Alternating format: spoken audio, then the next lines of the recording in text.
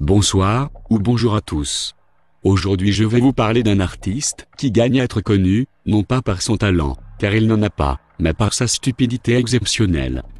Pour comparer, imaginez un bulot qui essayerait de prononcer un discours propre et bien construit. Magie. Vous avez obtenu. Cortex 91, les pyramides. Voyons une rapide petite biographie de cet individu hors du commun. Cortex, né sous le nom de Sébastien Gozlin, a vu le jour le 21 août 1981, dans la commune française d'Evry, originaire du quartier des Pyramides, qui deviendra par ailleurs sa signature à chaque début de vidéo. Cortex 91, les pyramides, Tom, tu sais. Hein? Comme d'hab. Cortex 91, les pyramides. Cortex 91, les pyramides. Cortex 91, les pyramides. Cortex a donc eu une enfance peu reluisante, difficile peut-être, et comme beaucoup de jeunes insatisfaits du système scolaire, il a tenté de se trouver artistiquement. La solution pour lui était simple. Les paillettes apportées par le rap américain ont fait de cette jeune brebis égarée par les difficultés d'une mère décédée durant sa jeunesse, et un parcours personnel difficile, le bouffon d'Internet que nous connaissons tous. Voici un extrait de son œuvre.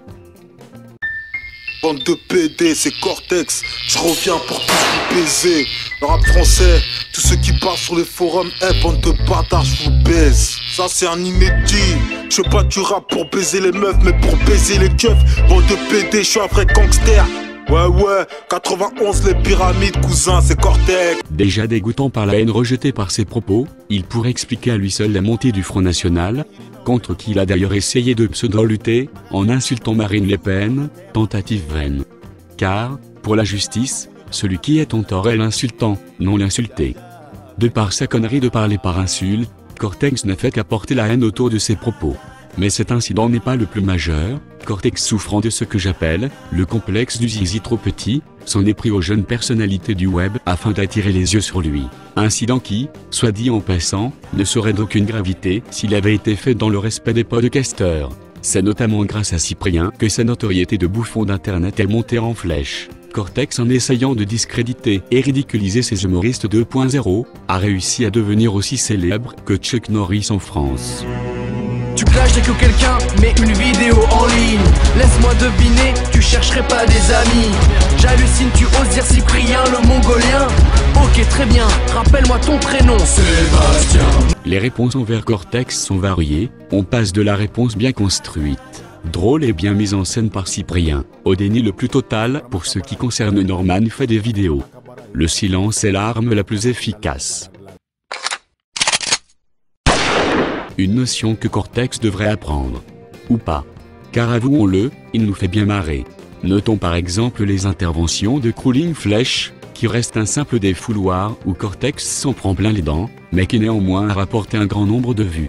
Comme quoi la boucle est bouclée, en voulant surfer sur le succès des autres, Cortex a permis à d'autres de gagner des vues. Dommage pour quelqu'un qui se veut être contre le système, de finir par en faire partie intégrante. Et comme le disait Malraux, l'art se nourrit de l'art. Cela marche aussi pour Cortex, car même si c'est pourri, les créations de Cortex ont permis d'autres créations. En voici quelques-unes pour clore cette vidéo. Des créations de Alex the Killer, un youtubeur spécialiste des YouTube Poop.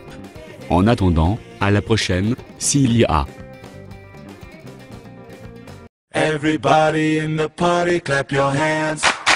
Faites ce que tu veux. Dédicace à tous les noélistes, les apistes. Si, vous pouvez continuer les commentaires.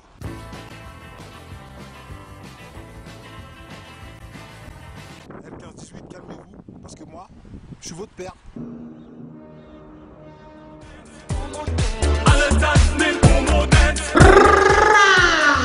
Une carotte dans le cul. Je vais faire le cul. Comme tu sais.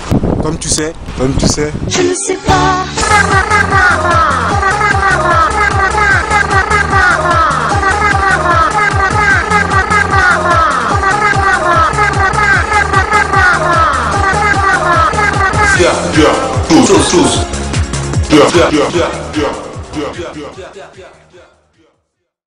Sinon n'oublie pas de rejoindre ma page Facebook.